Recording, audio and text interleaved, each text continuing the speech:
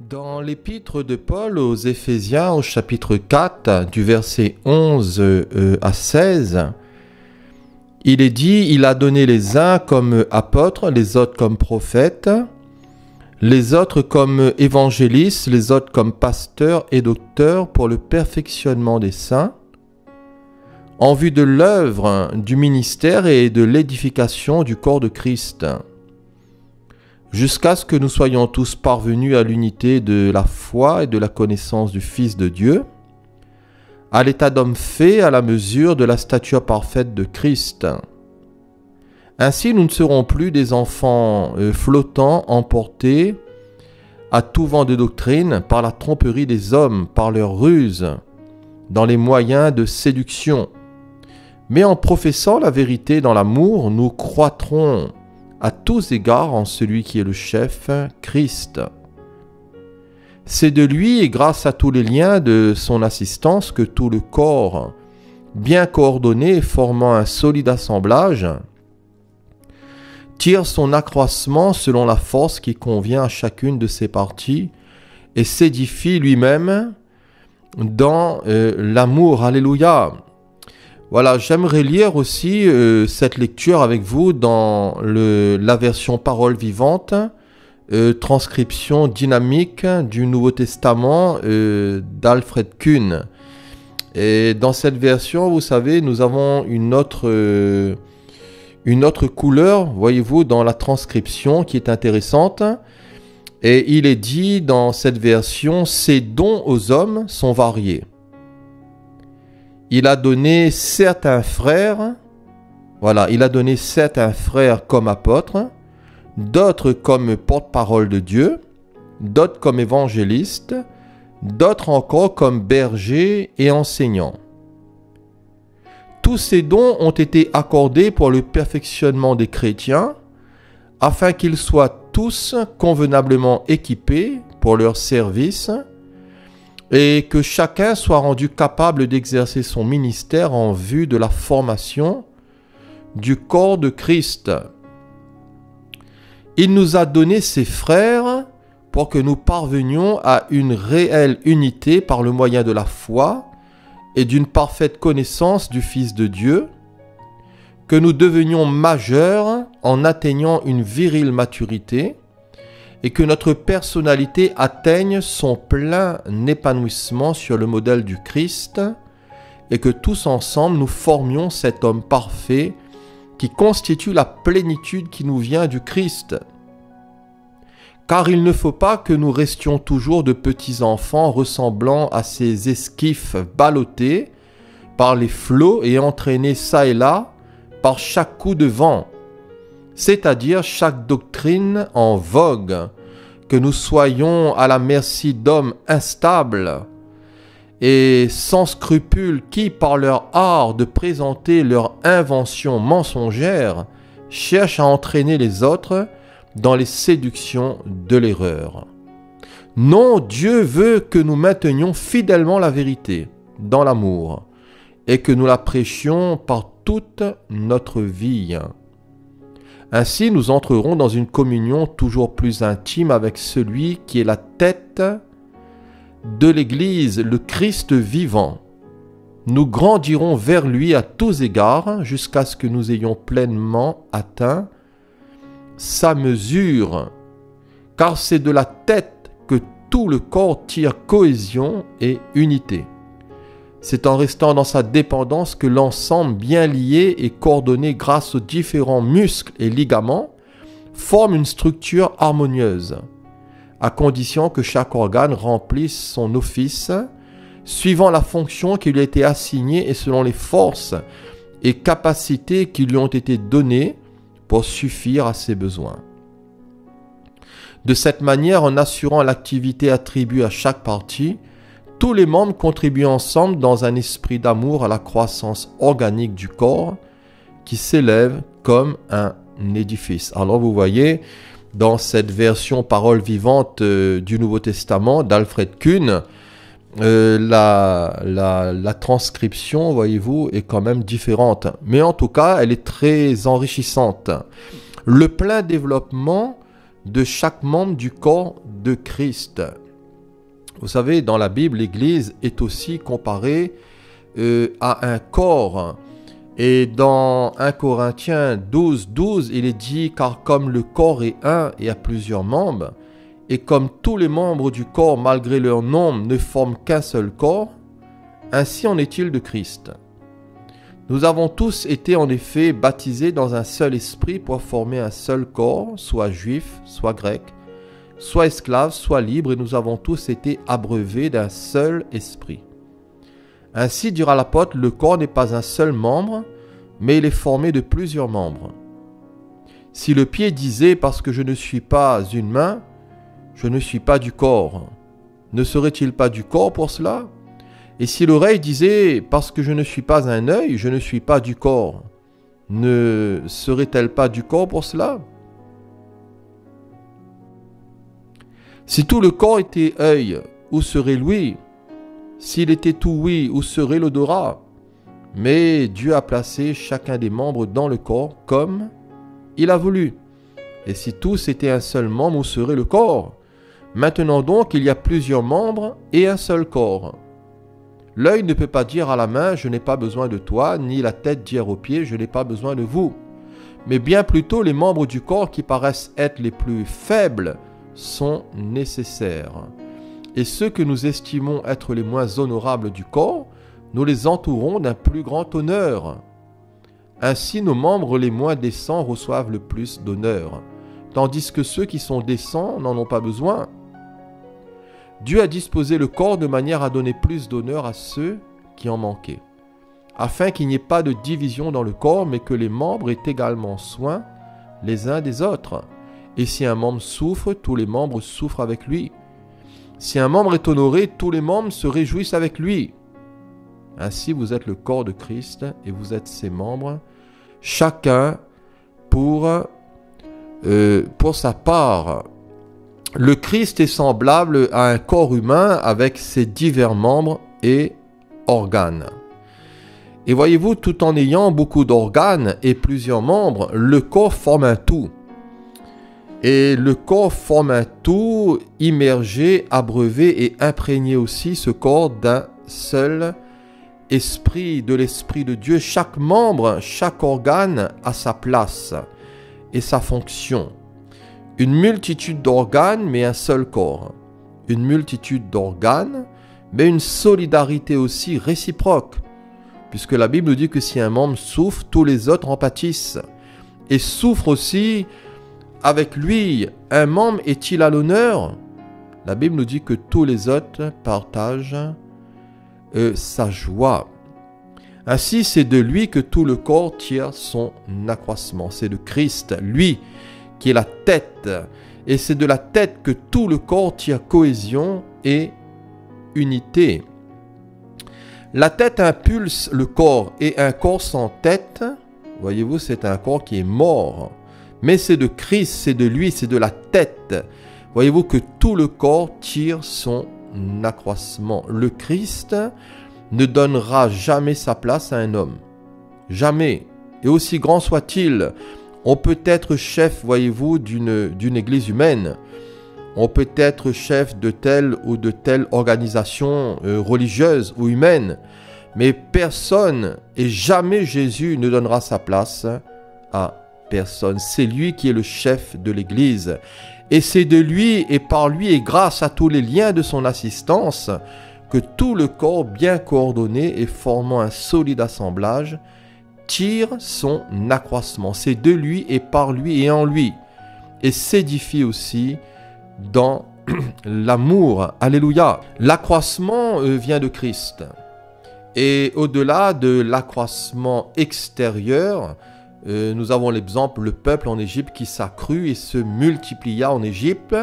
Donc au-delà de l'accroissement extérieur en nombre aussi, voyons l'accroissement intérieur. Vous savez, la vie chrétienne, on ne fait pas pour être, on est, donc on fait. Et tout va de l'intérieur vers l'extérieur. Et ce qui compte, voyez-vous, avant tout aux yeux du Seigneur, c'est notre état de cœur, c'est notre mentalité, c'est notre vie cachée avec Christ, c'est notre relation interne avec lui. Et c'est vrai qu'il y a des résultats extérieurs, il y a des manifestations extérieures, et plaise au Seigneur que l'Église puisse s'accroître en chiffres, en nombre, par l'assistance du Saint-Esprit. Puisque dans les Actes des Apôtres, nous voyons que l'Église se multipliait. Mais pour le Seigneur, ce qui compte, c'est ce qui se passe à l'intérieur de nous, c'est l'état de notre cœur, et c'est notre relation avec lui. Et la Bible nous dit, désirons comme des enfants nouveau-nés, le lait spirituel et pur, afin que par lui, vous croissiez pour le salut, si vous avez goûté, bien sûr, que le Seigneur est bon. La Bible nous dit, croissez dans la grâce et dans la connaissance de notre Seigneur et Sauveur Jésus-Christ, afin de marcher d'une manière digne de lui, et lui être aussi entièrement agréable, portant des fruits en toutes sortes de bonnes œuvres. Alléluia! Ainsi, quels fruits portons-nous? Quelle est notre croissance? Comment grandir? Comment croître? Vous savez, nous pouvons grandir dans une juste relation avec le Seigneur Jésus. Nous familiariser avec lui, apprendre à mieux le connaître comme le bon berger, avoir une vie de communion, d'intimité de plus en plus profonde avec lui, voyez-vous, mais aussi avec les autres. Comment grandir, comment croître dans l'amour aussi de la parole. Et vous savez, ce que je constate, c'est souvent ce manque. Ce que je constate aussi, c'est des fois une certaine pauvreté et de la culture de la parole. Et la Bible nous dit que faute de connaissance, mon peuple périt. Alors je ne sais pas, cher ami, quel est ton contact avec la parole de Dieu? Est-ce que tu médites régulièrement les Écritures? Est-ce que tu as soif, tu as faim de cette parole? Est-ce que vraiment tu as un bon contact avec la saine doctrine, avec la doctrine de Christ? Mais la parole nous dit, faute de connaissance, mon peuple périt. Et c'est vrai. Vous savez, quand on ne cherche pas à connaître le Seigneur dans sa parole, on est exposé à l'égarement. Quand on ne cherche pas à connaître la doctrine de Christ et à bien connaître le Seigneur en tant que Sauveur et Seigneur, alors vous savez, l'errance est là. Parce qu'il y a tant de pièges de séduction. Mais plaise au Seigneur que nous puissions aussi, comme les chrétiens de Bérée, examiner chaque jour les Écritures pour voir ce qu'on nous dit, pour voir ce qu'on enseigne, si tout cela est juste et si tout cela est bon. Comment grandir, comment croître dans une juste relation avec le Christ, dans l'amour des Écritures.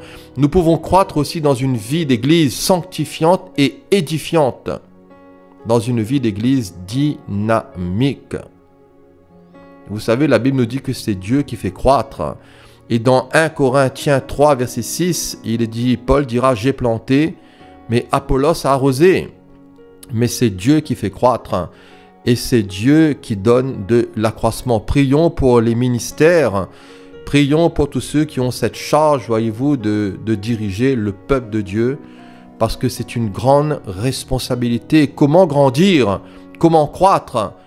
Par aussi la vie de l'esprit et dans la vie de l'esprit, qui est opposée, voyez-vous, à la chair du péché, qui est opposée à tout ce qui nous tire vers le bas, vers le néant. Et voyez-vous, le désir de Dieu, c'est que nous puissions progresser dans la marche de l'esprit, dans la vie de l'esprit, dans le fruit de l'esprit, dans les dons de l'esprit, afin que nous soyons de plus en plus efficaces et utiles aussi pour le corps de Christ, et aussi pour notre préparation à la rencontre du Seigneur. Comment pouvons-nous grandir?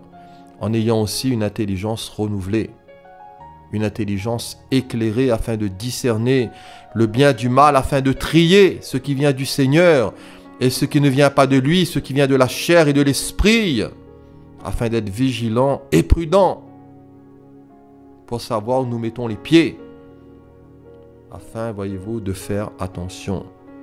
Nous devons aussi avoir les yeux et les pensées fixés sur le Christ, sur Jésus, le modèle, lui, le chef de notre foi. Professons la vérité aussi dans la charité, professons la vérité dans l'amour, en connaissant de mieux en mieux notre Sauveur et notre Seigneur, pour ne pas, voyez-vous, être emportés à tout vent de doctrine, pour ne pas être entraîné, à être ballotté ça et là, au travers de toute espèce de doctrines bizarres, de doctrines en vogue. Vous savez, la doctrine du Seigneur, elle est établie. La doctrine du Seigneur, elle est fiable, elle est solide. À nous de la connaître, à nous de la vivre, de la pratiquer, de l'aimer et de l'enseigner. Et malheureusement, voyez-vous combien qui courent encore et combien qui courent après des hommes. Combien qui courent après des ambiances. Combien qui courent après des mouvements religieux. Vous savez, l'homme aime ces choses. L'homme aime tout ce qui frappe les yeux. L'homme aime tous les fla. Et c'est triste, mais c'est une vérité, voyez-vous. J'ai le témoignage qui me vient en tête de ce frère que j'ai rencontré il y a quelque temps de cela. Il était dans une église évangélique. Et voyez-vous, cette église a fait fiasco. Il y a eu, voyez-vous, des scandales financiers où la justice s'en est mêlée. Et voyez-vous, ça a été un désordre, ça a été un scandale. Et ce brave frère, cet ami, voyez-vous, qui avait placé sa confiance quelque part dans ce mouvement. Voyez-vous, quand ce mouvement a dégringolé, eh ben, il a dégringolé avec. Vous savez, le Seigneur ne veut pas qu'on place notre confiance dans les hommes. La Bible nous dit, maudit soit l'homme qui se confie dans l'homme, mais béni soit l'homme qui se confie dans l'Éternel. Et vous savez, si nous plaçons notre confiance dans les hommes, nous allons couler avec eux. Nous allons couler avec eux. Donc, nous devons apprendre à placer notre confiance dans le Seigneur. Même si nous pouvons connaître des déserts, même s'il pourra nous arriver dans notre existence à connaître des moments de solitude, il est possible, oui, que pendant un temps, nous puissions nous sentir seuls. Mais en tout cas, cherchons à mieux connaître le Seigneur. Et faisons attention à tous ces esprits de séduction, à toutes ces doctrines de démons, à toutes ces fantaisies. Je dis bien, ce sont des fantaisies. Et voyez-vous, on n'a pas besoin de toutes ces choses. On n'a pas besoin de tous ces béquilles de bois. On n'a pas besoin, voyez-vous, de tout ce flafla. Ce qu'on a besoin, c'est d'apprendre à connaître le Seigneur, à connaître notre Seigneur, à connaître sa parole, à le chercher, à l'aimer et à le servir. Il faut croître. Il faut grandir. Et la Bible nous dit même, il faut qu'il croisse et que je diminue. Le jeune Samuel continuait à grandir. Et il était agréable à l'Éternel aussi bien qu'aux hommes. 1 Samuel 2, verset 26. Dans les Actes des Apôtres, chapitre 9, au verset 22, parlant de Saul, il est dit que Saul se fortifiait de plus en plus. Il se fortifiait de plus en plus. Il croissait, il grandissait. Il prenait de l'embonpoint de la vie, cœur dans son Seigneur. Et il confondait les Juifs qui habitaient à Damas, démontrant que Jésus est le Christ. Alléluia, l'accroissement nous vient de Christ. La plénitude vient de lui également. Voyez-vous, tout cela ne vient pas d'un ensemble de programmes. Tout cela ne vient pas, voyez-vous, d'une chose ou d'une autre. Mais l'accroissement, corps de Christ, notre édification, notre sanctification, notre progrès, notre maturité, notre perfectionnement viennent de notre relation, premièrement, avec le Seigneur Jésus. Deuxièmement, avec sa parole. Troisièmement, dans une vie remplie du Saint-Esprit. C'est une vie qui est équilibrée. C'est une vie qui est modérée. Et voyez-vous, nous évitons tous les excès en trop ou en moins. Et nous voulons apprendre à connaître le Seigneur, à marcher dans la plénitude de sa vie, à croître en lui. Et l'Église dans le monde, c'est Jésus dans le monde. La plénitude de son corps incarné. L'accroissement vient de Christ. La plénitude vient de lui également. Ainsi que tous ensemble, nous formions cet homme parfait. Tous ensemble, nous formions cet homme parfait qui constitue la plénitude qui nous vient du Christ. Que tous ensemble, nous formions cet homme parfait.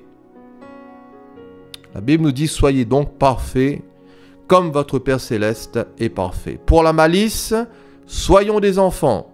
Mais à l'égard du jugement, soyons des hommes faits. Et la Bible nous dit que la nourriture solide est pour les hommes faits. Pour les hommes, voyez-vous, qui ont compris les choses. Pour ceux dont le jugement est exercé. Et pour ceux dont le jugement est exercé par l'usage à discerner ce qui est bien et ce qui est mal. Et vous savez, voilà ce que le Seigneur attend de nous, c'est que nous ayons un jugement exercé, nous ayons un certain discernement, dans la pratique des choses afin de discerner ce qui vient du Seigneur et ce qui ne vient pas de lui. Plongeons les regards dans la loi parfaite. Plongeons les regards dans la loi de la liberté. Pour terminer, la Bible nous dit que la crainte n'est pas dans l'amour, mais l'amour parfait bannit la crainte. Maintenons fidèlement la vérité dans l'amour et que nous la prêchions par toute notre vie. Jésus a dit, vous êtes la lumière du monde. Voilà, que le Seigneur nous bénisse, que le Seigneur vous bénisse, chers amis, par ces quelques paroles que j'étais heureux de partager avec vous. Soyez bénis et bon progrès à vous, bonne continuation, courage, confiance, glorifiez le Seigneur et avancez avec le Seigneur et que Dieu vous bénisse au nom de Jésus. Amen.